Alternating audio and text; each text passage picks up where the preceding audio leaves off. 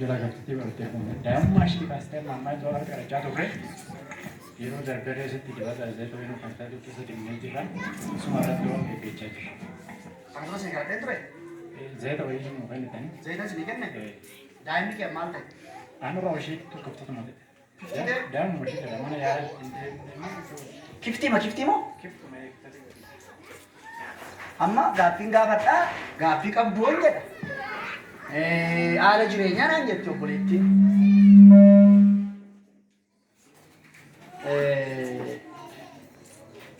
Utuun obboleessa kana waamne ta'ee ishee hin galu jiru waan haasa'aa jiru. Boo'uuf iyyuu duwwaan immoo bu'aan qabu Oromoo jira. Yeroo guyyaan deebii keessanii dhufu dafaa waan waan isin gaafatu deebii kenna. Silaan odoo kaabaa di'aaf koleessi na haban. Amma zira dubara moo dhiira daa'imni? Hazirti kiftiidhuma. Kiftaadhuma. Kanaa daa'imni? Kana kiftiima?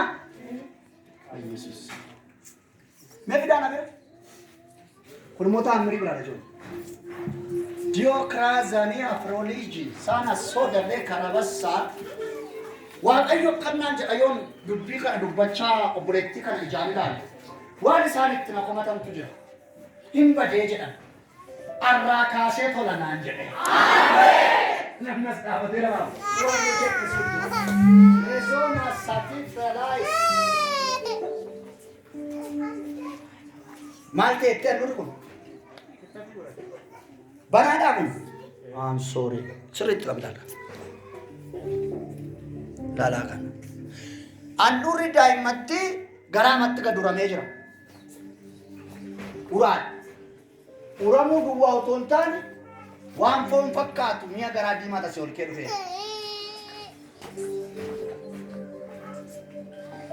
Ani garuu daa'ima keessan arruman arge. Zayita eessatti harkaa godhatte biirootti moo asuma? Asumatti biirootti. Biiroo dhuftee? Galgala eegan tajaajilee raadhe. Mee harka ol kaasa. Inni badee kun har'a sirrata.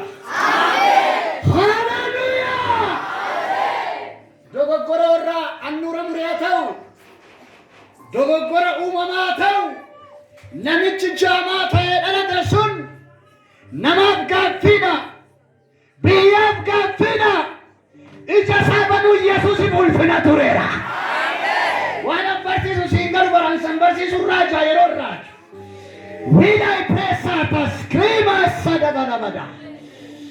Chavina seda saluter hadleya alkohol buraga daima kana daima sena kaddu gornan jarawa. Amen.